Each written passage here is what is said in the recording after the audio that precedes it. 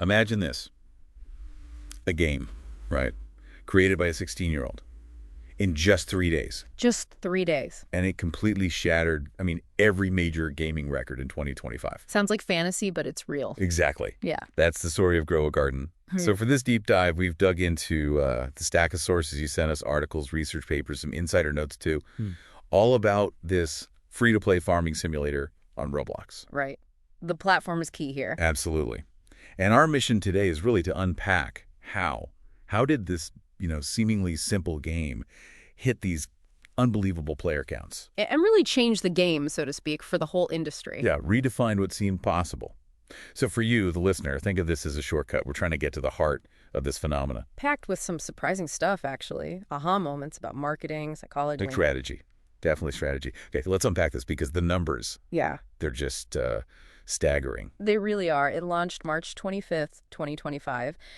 And pretty quickly, it became, one of the gaming stories of the year. Its peak, the really historic one, was June 21st, 2025. That was during their summer update. Name a number. An incredible 21.3 million concurrent players. Wow. Concurrent. Yeah, all playing at the same time. And according to IGN, that's not just a Roblox record. It's the highest concurrent player count ever recorded in video game history. That's just mind-boggling. So it completely blew past Fortnite's old record. Oh, yeah. Fortnite hit 15.3 million back in 2020 during that big concert event. Grow a Garden beat that by a huge margin. And the growth. It wasn't gradual, was it? Not at all. It started tiny, like 1,000 players at launch. Okay. Then maybe 2,000 around April 2025 when Splitting Point Studios came in. Right, the acquisition. Part acquisition, yeah. Yeah. And then, boom. By May 17th, it was the first Roblox game ever to hit 5 million concurrents. That's incredible momentum. And if you compare it to the wider industry, it gets even crazier. How so? Well, that 21.3 million peak, that's more players than the top 100 Steam games combined. Yeah, combined they were around 7.3 million. So Grow a Garden was way bigger. It's like 6.5 times PUBG's Steam record. Which was massive at the time. Exactly. And 39% higher than Fortnite's all-time peak we just mentioned. Okay, this is putting it in perspective. Get this.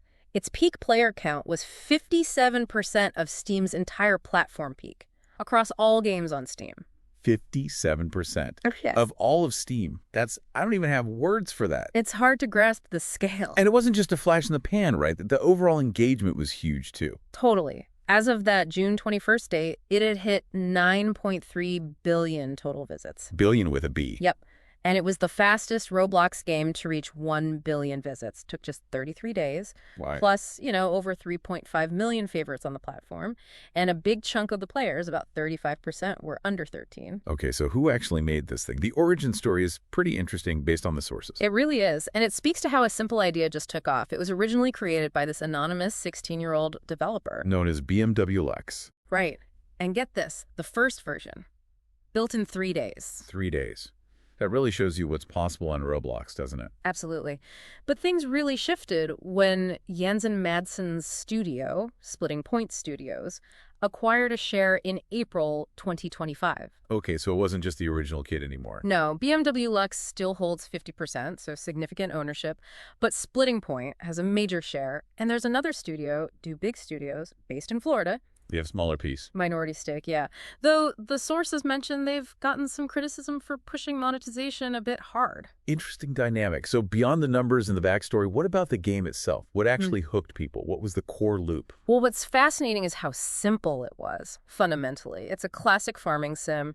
You start with an empty plot, get some starter currency, shekels. Okay, shekels, okay. You buy basic carrot seeds, plant them, wait, harvest, sell the carrots for profit. Right, standard loop. Exactly.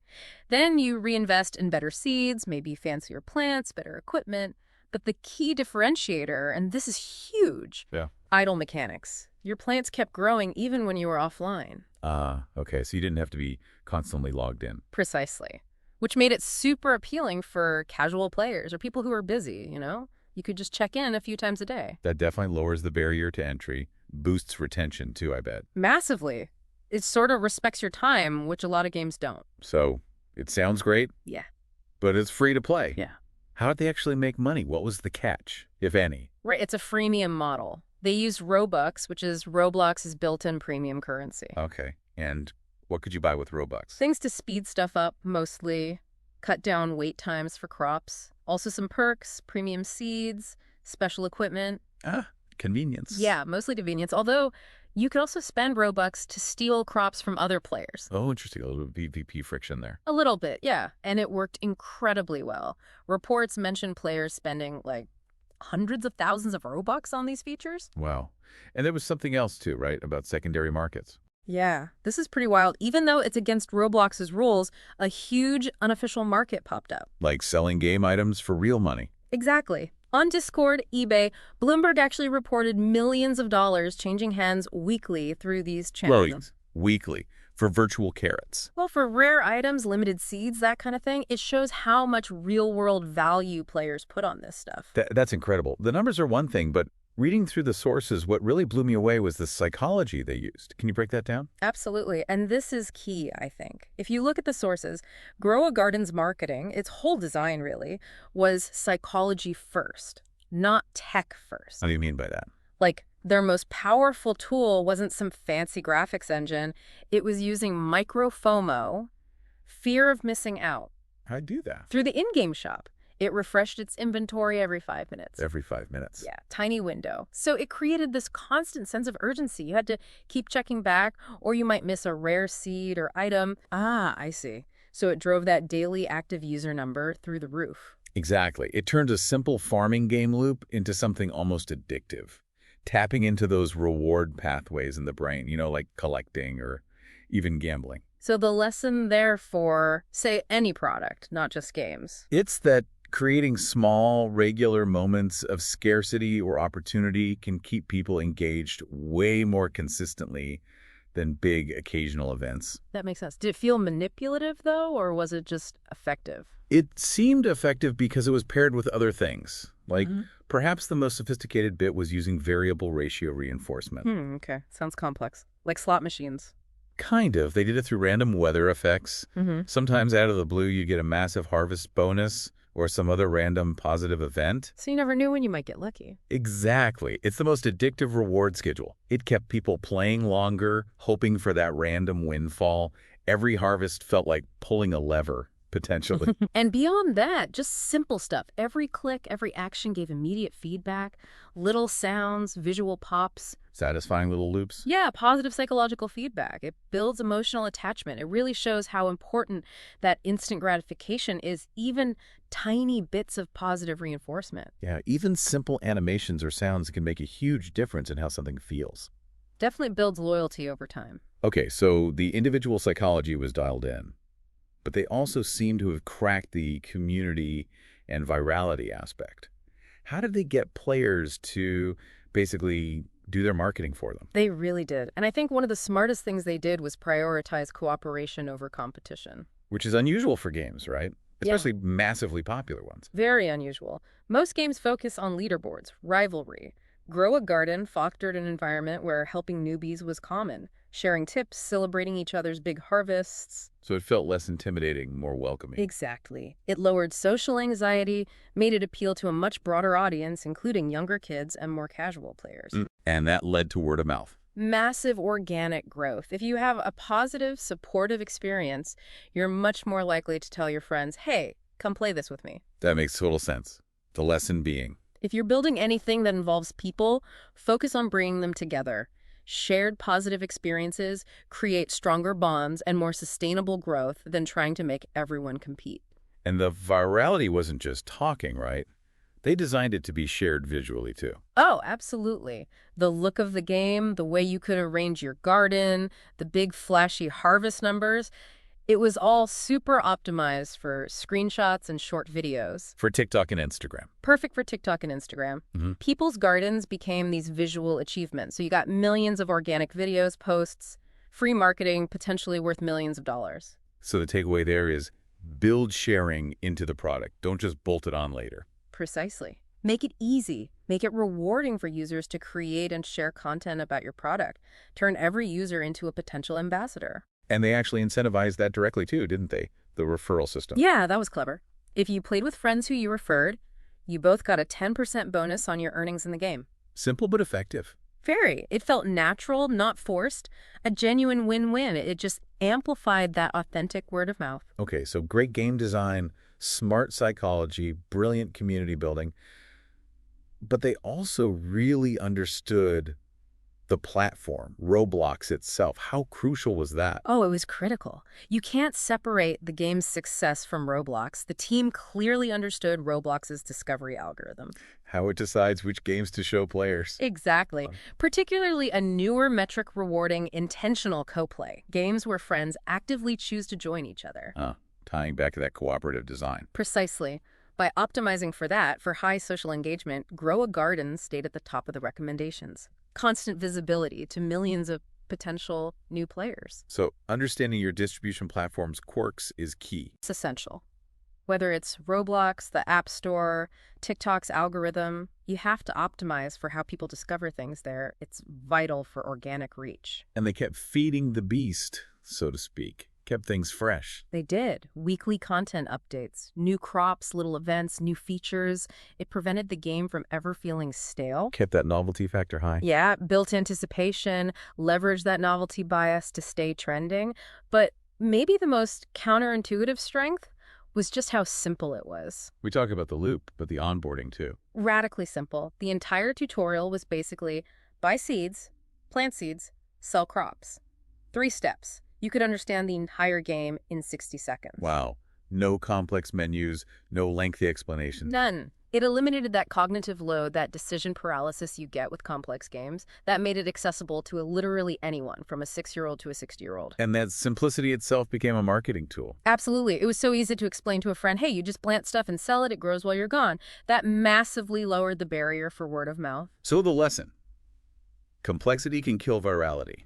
Simple is shareable. Often, yes. The experiences that spread the fastest are the ones you can explain in 1 sentence. And this ties back to their monetization too, right? Building trust first. It does. That freemium approach was key. The core game was totally free, no barriers, no paywalls to just play and enjoy. So they built a huge, happy user base first. Exactly. Built trust. Then they introduced the optional premium stuff, focused on convenience, not power, speed-ups, not win buttons. Which likely led to higher conversion rates later. Much higher. And stronger relationships. Plus, those limited-time premium items, the rare seeds, that scarcity created real value, fueling that secondary market we talked about. Multiple revenue streams, almost accidentally. Well, maybe not accidentally, but certainly cleverly. It turned virtual items into status symbols. So, looking at all this, Yeah. it feels like they weren't just playing the game better. They changed the whole playing field, like you said, psychology first. Yeah. A real blue ocean strategy. That's a perfect way to describe it. Textbook blue ocean. They found this huge, underserved market. The simple plus young quadrant. Gen Alpha, kids 6 to 13. A group largely ignored by traditional, more complex farming games. Totally ignored or treated as an afterthought. Games like Farming and Friends or Farm Life Tycoon, they were all competing in the crowded complex plus older space. Grow a Garden just sidestepped all that. Created their own uncontested market. Exactly. Focused on accessibility over sophistication. That's how a 16-year-old's idea, with the right partners, could outperform huge studios. And they were different in very specific ways, weren't they? You mentioned 5 key dimensions. Right. They systematically differentiated themselves. 1, radical simplicity, that 60-second onboarding versus 15-plus steps elsewhere. Right. 2, age-first design, built for 6 13-year-olds, not just adapted for them. Makes sense. 3, cooperative community, sharing over competing, matching Gen Alpha's collaborative preference. Right, the anti-anxiety approach. 4, offline progress, catering to shorter attention spans, respecting players' time. Crucial. And 5, micro-FOMO, those 5-minute shop cycles for constant light engagement triggers.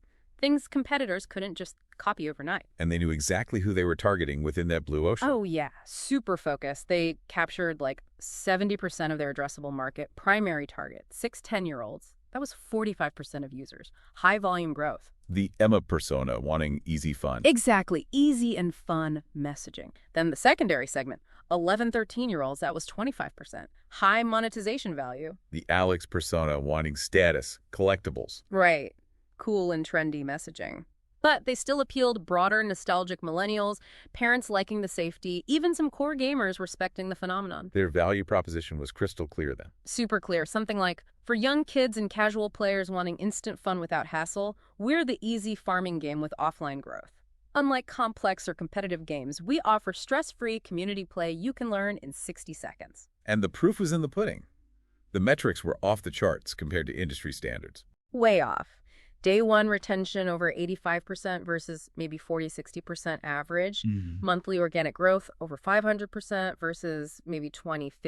That's 60-second onboarding versus 5-15 minutes elsewhere. Average sessions over 45 minutes, huge for a casual game. Plus all the qualitative stuff, the TikToks, kids talking about it at school, people gifting items, that estimated 70-plus NPS score, it just fit the market perfectly. And a big part of that fit was deciding what not to do, right? Absolutely. That discipline is rare. They explicitly said no to complex tutorials, no competitive PvP, no pay-to-win, nothing age inappropriate.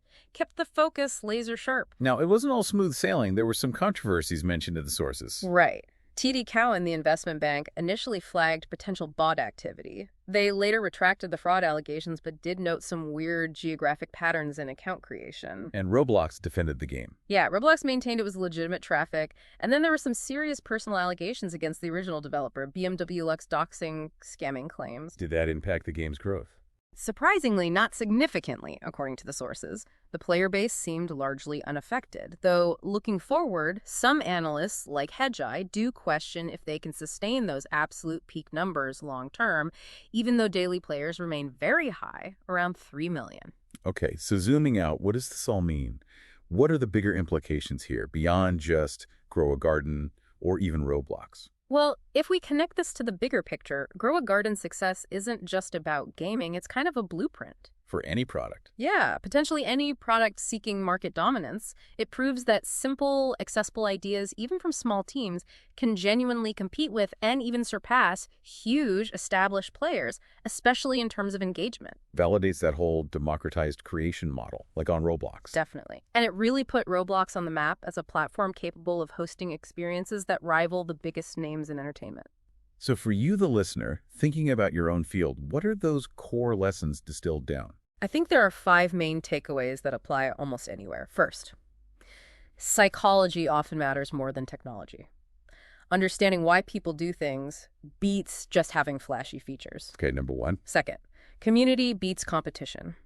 Building experiences that unite people creates stronger, more organic growth than fostering rivalry. Got it. Third, simplicity scales better than complexity. Easy to understand, easy to use, easy to share. That's often the path to massive reach. Makes sense. Fourth, platform optimization is critical. Know the environment your product lives in, the algorithms, the user behaviors, and optimize for it relentlessly. Organic reach depends on it. Right, and the last one. Fifth, authenticity drives viral growth. Genuine positive experiences that people want to share are infinitely more powerful than forced paid marketing. The best marketing doesn't feel like marketing at all. What an absolutely incredible story. Grow a Garden from a teenager's 3-day project to a record-smashing phenomenon with lessons for pretty much everyone. It really is remarkable. So here's a final thought for you to chew on. The next time you're building something, launching something, even just sharing an idea, what's that small psychological hook? What's that community-building principle you could bake in, not just as a feature, but right into the foundation? How could you apply some of these ideas? Exactly. How might these insights from a seemingly simple Roblox game actually apply to what you do, whether it's work, a hobby, or a passion project? Something to think about.